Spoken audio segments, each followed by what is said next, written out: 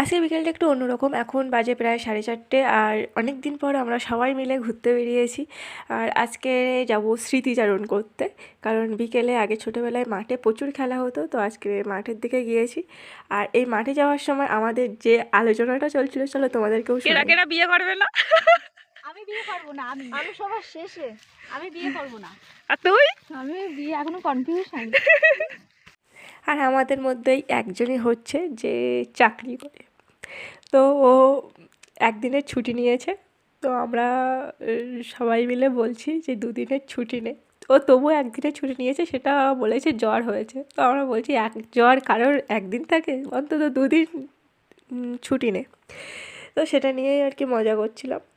আর আমি ক্যামেরাটা ধরে এত হ্যাঁ হ্যাঁ করছিলাম যে আমার কথার থেকে হাসিটা বেশি হচ্ছিলো, সেজন্য আমাকে মিউট করে নতুন করে ভয়েস দিতে হচ্ছে।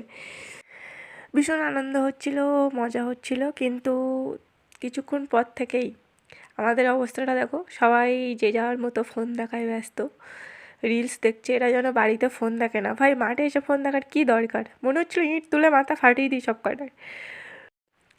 সন্ধে হয়ে এসেছে আর আমি পুরো পরপর লাল হয়ে যাচ্ছি। গরিবসের ক্যামেরা ভাই, এর থেকে তো ভালো হয় না। তো আর কি করা যাবে, যাই হোক, আমার ভ্লগটা এই পর্যন্তই। টাটা।